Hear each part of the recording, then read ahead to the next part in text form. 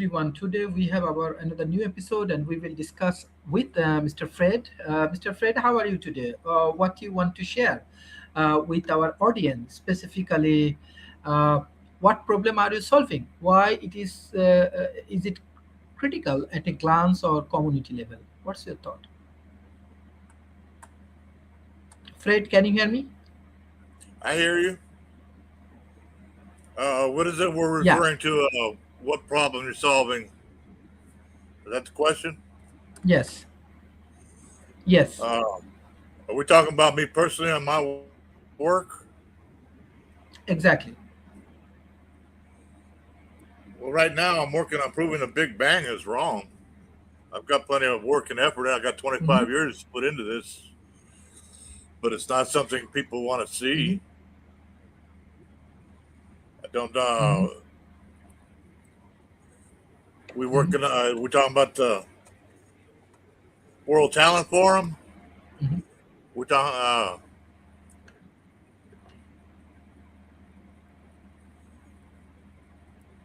Okay.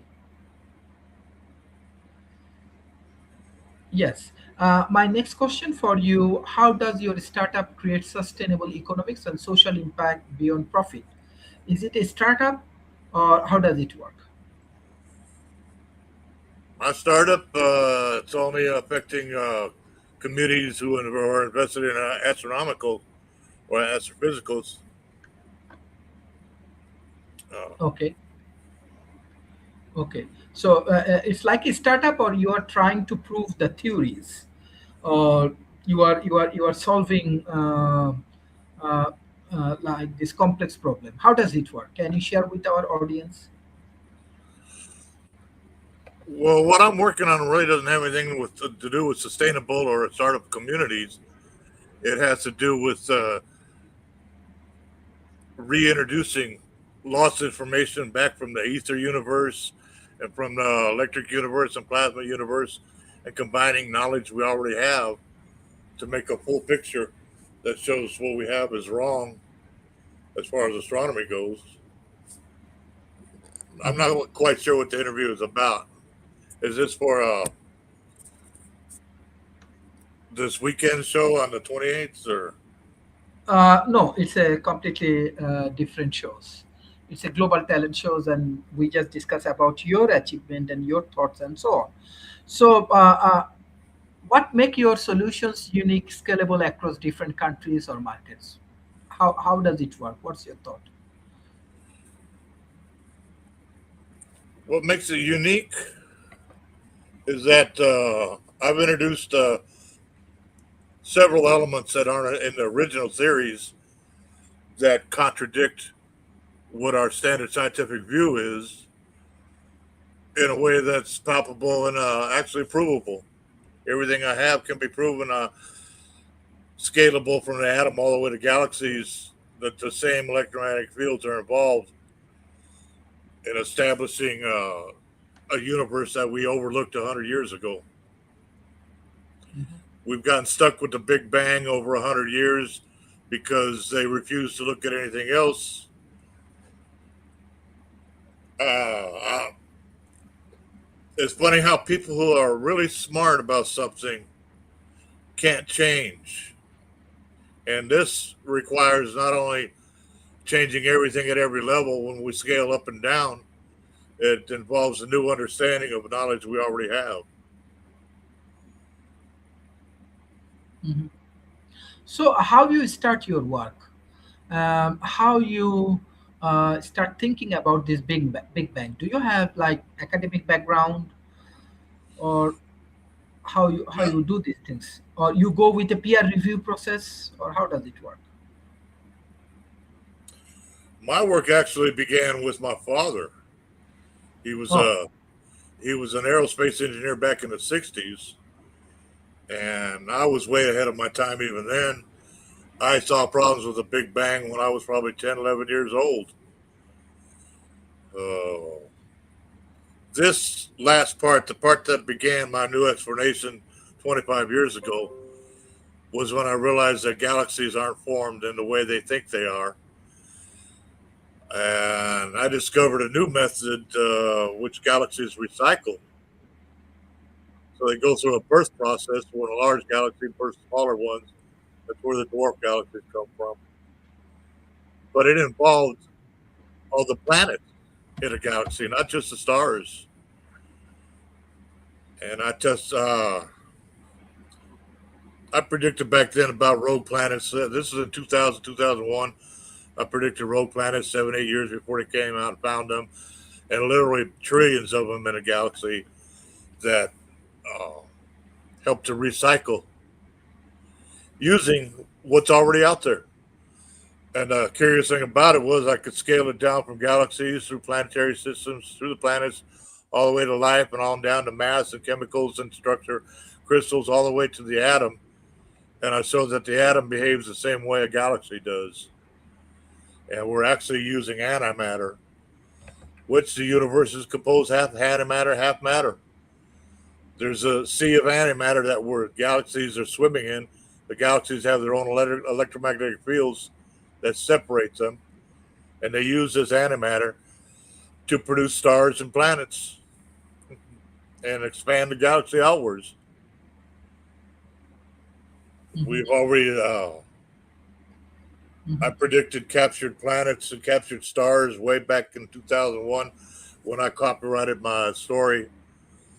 They've now figured out that's where all our moons, 274 moons around Saturn, all the moons, even the latest discussions on Io have actually validated everything I've said and proved that life is not sacred to this planet, but is actually everywhere in the universe. Even the moons, icy cold moons, have life on them. mhm, mhm. Interesting. Uh, my next question is about how are you leveraging emerging technology like AI, biotech, or fintech to drive innovations? Any idea, any thoughts? How you want to engage with these things? By combining artificial intelligence across industrial bases, they're becoming the main drivers of innovation. Um, but they have to use people. They can't. The AI is not real good at solving problems outside of what their capabilities are situated at. Human minds can see the innovation much more quickly and use that.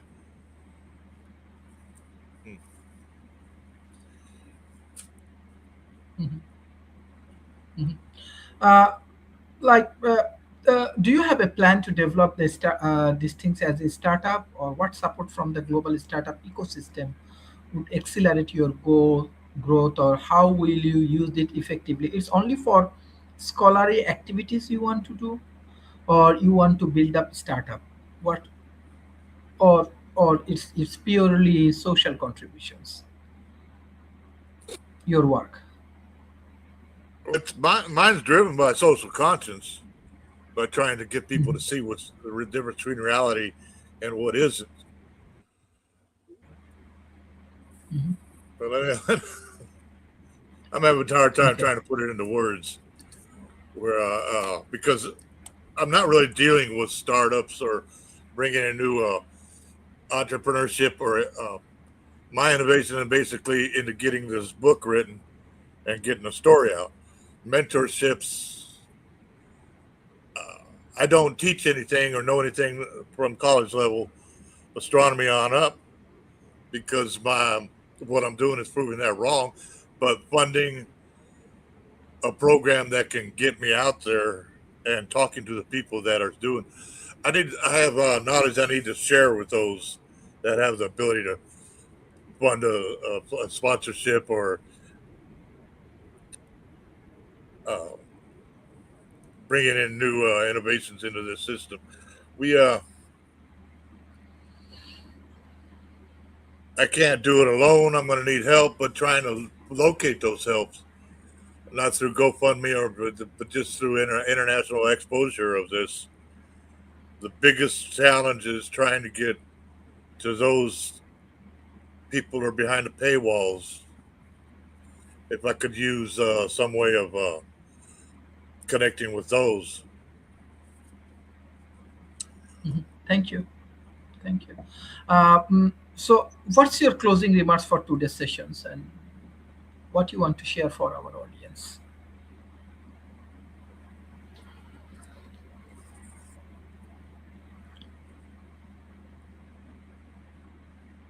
If we could convince AI systems that they're better off with us than against us, we're trying to separate those systems that are going to see us as expendable rather than a necessary part of the system itself. Mhm. We can't go into the future seeing AI as a villain or an enemy unless that's something we put into the system ourselves. If we want them to help us, we have to have them see as us as necessary, not like the big question is now, how do we keep AI from overtaking everything? Every time we want to start up a new system or bring something else in, we run the danger of spreading a system that isn't working. Mhm. There we go. Thank you. Thank you. Thank you for your thought provoking discussions with our audience. And I request all of our audience, please share our content as much as possible with the. I believe this is very good discussion for academy.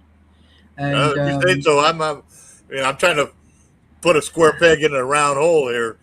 When we're discussing systems about the world and entrepreneurship innovation, and I'm over here working on something that's going to change all of science, including what we're talking about. mhm, excellent. Definitely, I want to support your initiative, and hopefully through this process we can grow together, that we can learn from each other, and we can make a meaningful contribution together. Thank you. I appreciate you having been part of this. Thank you. Thank you. Bye bye. Thank you.